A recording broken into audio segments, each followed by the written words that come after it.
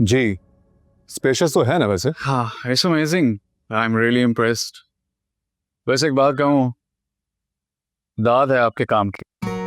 बहुत ही कम लोग हैं जो अपने मुल्क में अपना पैसा, अपना वक्त इन्वेस्ट करते हैं, वरना ज़्यादातर तो लोग बाहर जाकर इन्वेस्टमेंट करते हैं। हमारे मुल्क में चैरिटी की बहुत ज़रूरत है। चैरिटी से ज्यादा यहाँ अवेयरनेस की जरूरत है, अपने राइट्स जानने की जरूरत है।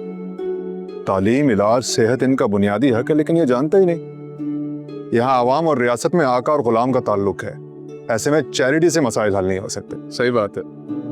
कौमें जब गुलाम बन जाएं तो सर उठाने के काबिल नहीं रहती, लेकिन अब क्या हो सकता। लेकिन आपके हौसले की और शौक की मैं दाद देता हूं। थैंक यू, इसी मोटिवेशन की जरूरत थी मुझे। एनीवे, कैसा लगा तुम्हें? Absolutely amazing. couldn't be any better।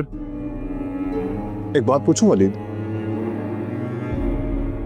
तुम्हारे और शहरीना के बीच ऐसा क्या हुआ था कि ब्रेकअप करना पड़ा? I mean, मैंने हमेशा बाबा और मामा को तुम्हें दामाद बनाने का ख्वाहिशमंद देखा है, और पर्सनली तुम्हारी एंगेजमेंट का सुनकर मुझे भी खुशी हुई थी। आई थिंक बेहतर होगा कि आप शहरीना से ये सवाल करो। ब्रेकअप उसके एंड से हुआ था, मेरे एंड से नहीं। मुझे ही तो समझ नहीं आती। मीन, अगर वो अकबर शाह से कमिटेड थी तो तुमसे मंगनी क्यों की? मेरा नहीं ख्याल कि बाबा का कोई प्रेशर होगा उस पर। मैंने आपको कहा ना कि बेहतर यही है कि ये बात अब शहरीना से पूछें। क्या करूं उससे सवाल? कोई जवाब दे तो तब ना, खामोश रहती है, कुछ बोलती ही नहीं। एनीवे, तुम कर क्या रहे हो आजकल? एक ऑडिट फर्म में काम कर रहा हूँ। आई मीन, सेटिस्फाइड हो ना? या it's good. Good, let's go.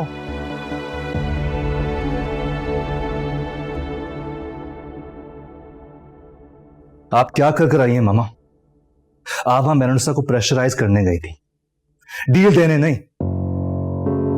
उसकी डिमांड सुन रही हैं। क्या हो गया आपको? यही तो फर्क है तुम में और मुझ में।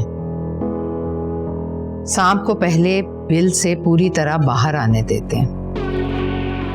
मैं उसकी डिमांड्स देखना चाहती थी। और वो 10 करोड़ का चेक वो देना जरूरी था ताकि मुझ पर भरोसा कर सके वो। बाकी तो तमाम बातें मैंने जुबानी कलामी तय की हैं। मैं तुम्हारी शादी तक कोई रखना नहीं चाहती। मैं उसे ठंडा करके केस वापस लेना चाहती हूँ। मसलहत से काम लेती हूँ मैं, तुम भी सीखो। यही तो फर्क है मेरी और आपकी सोच में। मैं लातों के भूतों को लातों पे रखता हूं।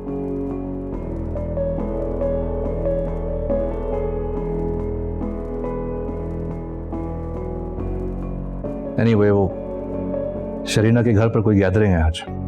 ओह हाँ, अच्छा हुआ तुमने मुझे याद दिला दिया। जहांगीर अहमद की कॉल आई थी मेरे पास, इनविटेशन दे रहा था कोई, और कह रहा था कि स्पेशली हमारे घर की खवातीन को।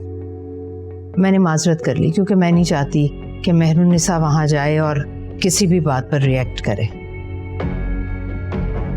तुम अपनी शादी एंजॉय करो, ये तैमूर को अपने सर पर सवार मत करो। शादी नहीं, जंग कहिए मामा।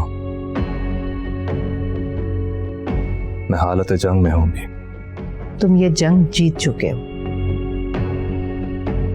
अभी मुकम्मल नहीं हुई। तुम्हें अभी भी डाउट है?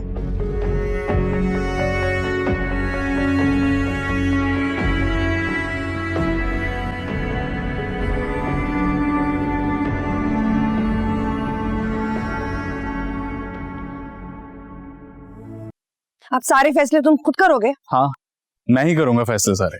वली, तुम ऐसा बिल्कुल। अगर ये सारे फैसले किए होते ना तो आज ये पछतावा ना होता।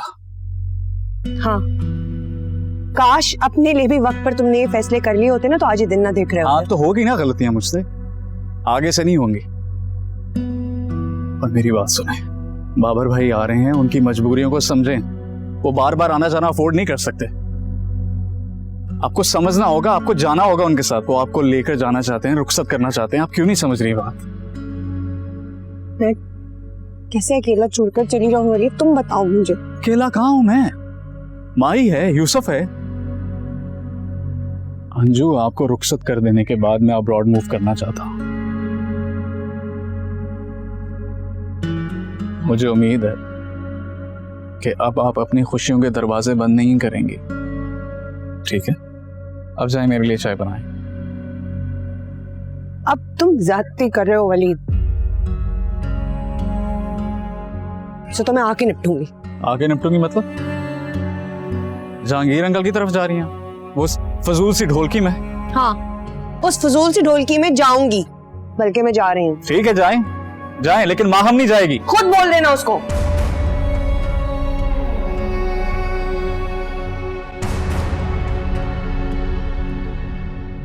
जहांगीर साहब के यहाँ आज फ्रूट्स और गिफ्ट्स वगैरह भिजवाने हैं।